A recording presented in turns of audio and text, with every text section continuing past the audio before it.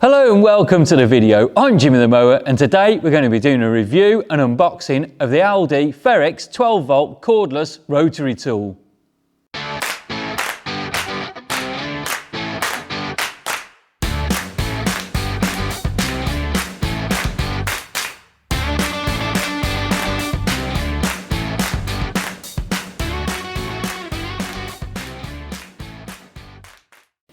So then, this is an absolute bargain at 20 quid. I'm sure if you're watching my videos, you'll know that we've got the Dremel set with the nice case and everything that comes in it. And really, I think this is pretty much the same. It's got to be worth the 20 quid for the accessories, but we're going to get it out, we're going to have a look at it and we're going to see how it works. So first of all, we'll unclip the case and then we'll see how we can get, right. That's how the tool comes out. I can see the instructions, they're down underneath. So there's the tool. We've got one battery already fitted. Easy to clip in and out. We've got a charger under there somewhere. I'm not quite sure how that'll come out. This must lift up one way or another. I've got to lift it out so I can get to the instruction book. Right, there's the instruction book. That lifts out from there, got you. And then this is the charger over here, so you can plug that in and clip the battery in on top. Now, I thought we had two batteries, but there's only one with it, so hopefully there'll be a bit of charge in this. And we can give it a bit of a test. I'll have a flick through the instruction book and I'll get back to you. Okay then, I had a quick flick through the instruction book and my goodness, it's a comprehensive instruction book. It's really good. And also dropped out is the 3-year warranty card, so make sure you fill that in with your receipt details and you've got a product warranty for 3 whole years. It's always worthwhile. Now, let's have a look at the module itself. You got on here, the diagram shows everything, quite easy to understand. The on-off switch is just on the back. Now, it is literally on or off, there's no in between, so it's on or off. However, you have got a variable speed control on the front there, 6 being the highest speed and 1 being the lowest speed. So there is a bit of control, but it is on or off. I would have preferred to have seen something where you can sort of squeeze it like a trigger and it'd be on, or squeeze it and it was off, but hey-ho, that's just how it is. We've got a little locking button there. When you're changing the tools or the collets on the top, you press the locking button in and this locks the spindle up at the top, so you can undo that. Otherwise, you'll just turn it and the whole thing turns on the unit and it won't undo. We've got a little collar on there. I'm not 100% sure what this collar's for. You can undo it and you can tighten it up, but I can't see it making any difference to changing the tools. So I'm not 100%. If you know what it's for, put something in the comments section below and please advise me, and then I'll be able to tell everybody else on the next video. So that's the machine itself. Oh, did I mention the battery indicator? That's there. Red, amber and green. When we plugged it in, it says there's ample power, but you know what? We'll put it on charge for a few minutes just while I'm going through this and just get a bit more in. It'll never do any harm, will it?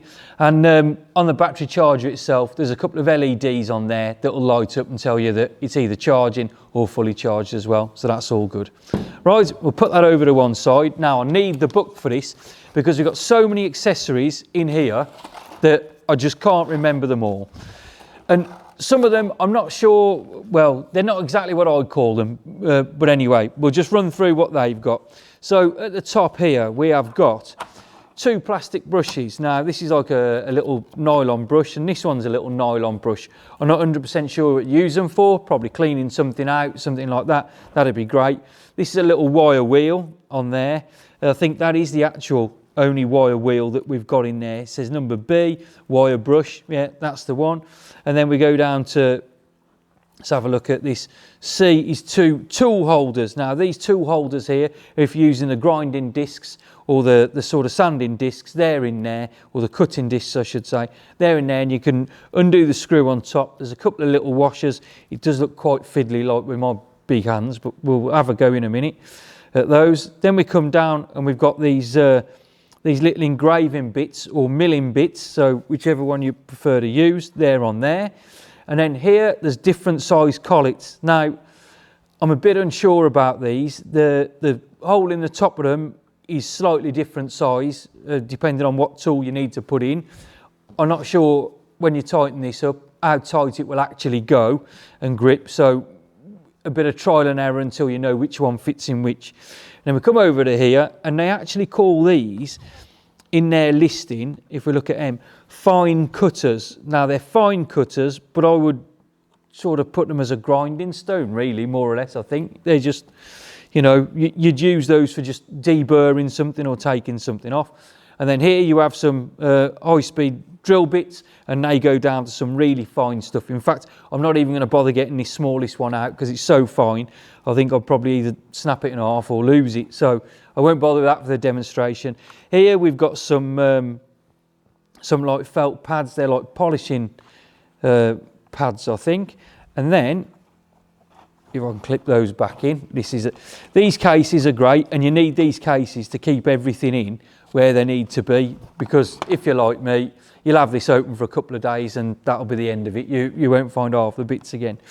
And then in here, the same as in the Dremel set itself, you've got a tub and there's loads of discs and sort of wheels in there. So these are the cutting discs, I think.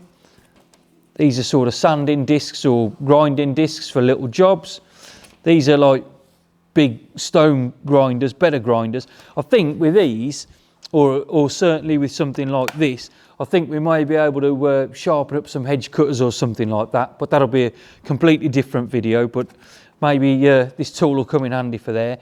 These are little grinders. Maybe they're putting a little edge back on something. If you've got a chisel or whatever and you're out in the field doing whatever you've got to do, you need to put an edge back on, they'll do. I'm not 100% sure how we'll use all of this in our day-to-day working with the mowers. Mainly when we're sort of working on older metal parts and we just need to take burrs off and stuff, this will be great, and it'll be great for polishing bits up and cleaning bits up. But other than that, we're using, you know, quite heavy engineering and big grinders and stuff. So that's a quick run through the accessories. And then the main part of the accessory, you do not want to lose this, is the spanner stroke screwdriver.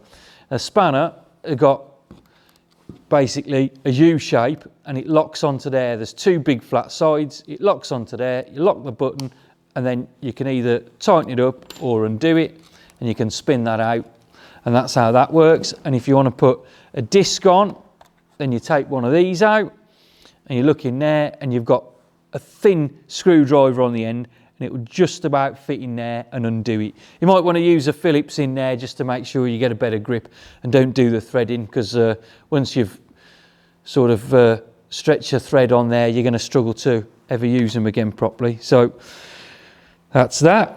So that's everything in that case then. So I think what I'll do, while we haven't got a battery in, we can actually undo this. Now there's a collet already in there. Now that, they just slide out like that, look. That is tiny, that's really tiny. I think it's for these small drill bits. Now, I won't take the smallest one out because I'm pretty sure I'd bend it and snap it. I'm just gonna see if this will fit in. That actually won't fit in there. It must be for the finer ones. I'll see if I can get one of the finer ones out, or I'll use a bigger collet. I don't want to get, this is the second finest one in there. Yeah, that'll fit in. So that fits in. I don't know if you can pick that up on camera, actually how fine that is. That is tiny. So that'll fit in there. So I'm not sure how far we push that in, but we'll just push that in for now. That slips in the top, and then this locking nut goes over the top, and we screw it down. And we just screw it down, finger tight, until we get down to the bottom. That's it, and it starts to turn. And once it starts to turn, we can then hold that down. You hear the click there, it's locked it in place, and that will turn around and you've locked it. Now, because it's a high-speed drill, I would just tighten it up just in case, because if you're using it, you don't want it to undo itself. Now, you hold it like a pen, like this. So you hold it like a pen, and you can push down and drill through. Now, it's not great for a drill because you're not normally drilling on an angle. You need to try and get it flat. So if you, whatever piece you're working on, I'd try and turn it on its side and use this flat and try and go in there like that to try and keep it nice and straight. Or if you've got a really steady hand, you could sort of come in from the top and try and drill through like that. Right. I'll take that out. Now the battery should be charged, there should be enough in there. We have got a little job to do. I've got some electrical conduit, we've got some cables in the ground back at home where we just put in a new workshop, and I just want to cut the end of this conduit to length, so then we can clip it around the cables and put it in the ground. So I think I'll put a cutting disc on, and we'll just take the end off a couple of centimetres off the end of there, just to show it working, and then that'll be great. Right then, I've got the plastic conduit down here. As you can see, we need to take a bit off the end. So to take a bit off the end, we need to fit one of the cutting discs. Now, I could probably do this with a normal saw, but well, we've got the tool. It's a bit of fun. I'm ready to give it a go. I've got a couple of cutting discs out of the packet there. I've had a quick look. We'll undo this locking nut and we'll take this collet out, because that's the fine one. Now, these are in no particular order. I have had a jig about with them to try and find the right one, and I'm hoping that this here will fit this here. Now, the disc goes on the top. There's a couple of thin washers on there, and we've got to remove that screw, which I've just found out is a mandrel screw. So that's a mandrel screw. We remove that from the end. We put this disc between those two washers, screw it back on. We put this into the collet, and we tighten it up with a collet nut or locking collet or collet lock, and then that'll go in, and then we're ready to work. So it's a bit complicated, I know, but we'll try and work it out. So this goes into here, and this is what's held. Now, these are quite springy. You can push these in and out, and they're quite springy. So when you tighten this up, it's conical shaped inside, and when you tighten it down, it squeezes it in and gives it the grip. So we just do this. I'll put that through there first, so we know we're in the right place. We'll have a bit of messing about to get this in, probably. Hopefully it's the right one. That's the right one, right? So that's there where it should be. And then we can drop this into the end of the tool. Make sure it sits down firmly, sits down where it's supposed to be. We can then put this down onto there. Now, it doesn't tell you in the instructions how far you put this tool in. So I'm not sure what you're supposed to do, where it's supposed to be. But for me, I'd probably push it down quite close, you know, as far as I could go, really. Just the less length we've got hanging out the end, the less movement we've got, you know, we're a bit more stable, aren't we? So we'll tighten that up by hand first. Use the locking pin on the top, that's tight. Now, like I said, my big hands and these little tools, we've got to try and get that tiny little screw out the end with this. If I was using this on a regular basis, I'd definitely use a Phillips screwdriver, because you don't want to do the head in on the screw. Right, so we undo that. Now, I might have to take a little photograph of this as a square. There you go, drop the bits already, because you've got one tiny little washer there and another tiny little washer there. And there's the tiny little screw that goes in. They are small, really small. So how it goes together, we put the one washer back on, if I can. Whatever you do, don't sneeze. You blow these off the desk and you never find them again. So you've got the disc then, that goes on, and then these are thin cutting discs. That goes on, and then we put the little washer the other side again. So that's held on and clamped in, and now we need to get this into the end of there. And we'll screw it in. Notice all the time, even though the battery's charged, I haven't got the battery in, because with this, it's so easy to knock that button on the back and the thing will start spinning. And I know they're only small tools, but they will be sharp. You'll see when we're cutting this thick pipe. So I'll try and tighten this screw up as much as I can first, so that's that tight. Again, I'm going to press down this lock, so when we're turning it, if I turn it and push it beyond its limit, this will grip it and it won't be able to spin. So I'm really tightening it up. The last thing we want is the disc coming off. I see loads of people, when they're using these tools, you can break the disc so easily. They're so thin, and you've got to cut with it, and you've got to keep it level at all times. The slightest little bit of movement on there and it'll break the disc. And that's no fault of the disc, that's just the way they're designed to do that, so they don't ruin the job that you're doing. They're not really for these bigger jobs that we do, but they're always a handy tool to have, aren't they? Right, that's about as tight as I can get that. I was looking for the spanner then. It's on the other end of the screwdriver. So there you go. I'm going to lock this on now, and I'll tighten this up as well. So we've got that tight on there, that tight on there. You can move it round, no problem. Lock it up, and it won't budge. So that's as tight as it goes. Right, let's get this bit of piping up onto the bench then, and we'll see if we can cut some off the end. Right then, here's the bit of pipe I'm going to cut.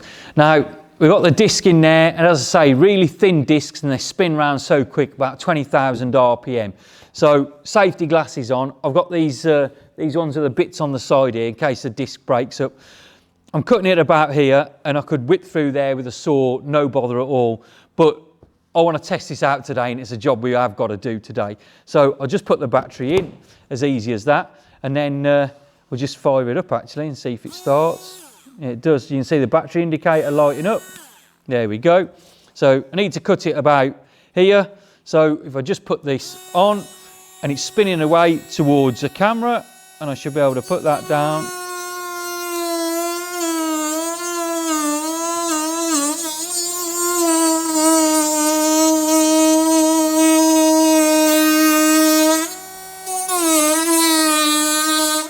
Now I know it's only plastic, but my goodness, it's flying through there, look. Flying through, eh?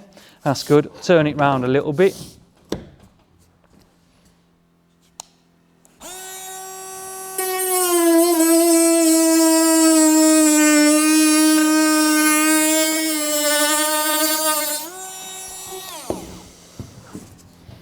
There we go, we're almost all the way through.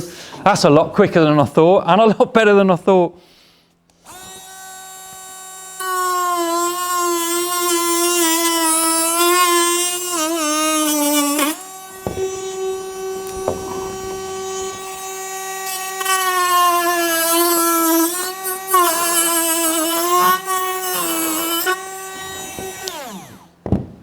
And there we go, that's that cut off. And I'll tell you what, compared to that ragged end there that I cut with the saw a few weeks ago when we were cutting off the roll, that finish on there isn't bad at all. I'm quite chuffed with it. And my goodness, that flew through there. That really exceeded my expectations. I know it's only plastic, and it's not exactly thick plastic at that, but yeah, it did really well. I'll tell you what would be another good test actually, if I put this down on the floor. If we did cut through the thicker plastic across the ridge, I'll just try and cut it down there and see how we get on with that. We'll probably be better off with a vice, but I'll just go freehand.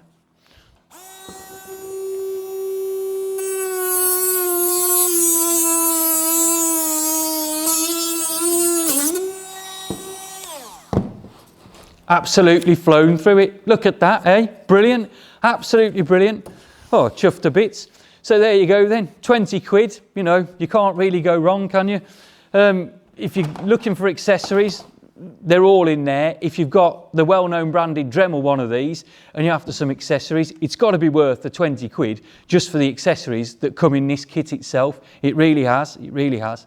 So if you're interested in this Ferrex stuff, then give me the thumbs up and subscribe. We do absolutely tons of it on our channel. We're always in Aldi picking up the special buys. I'll buy them, I'll test them, so you know exactly what's what and what's good to buy and what's not. If you'd like to go to my website, you can look at jimmythemower.com. Anything nice to say, put it in the comments section below. And if you know what this little bit's for as well, you can put that in as well. That would be absolutely great. Thanks for watching. I really do appreciate it. I'm Jimmy the Mower. I'll catch you on the next one.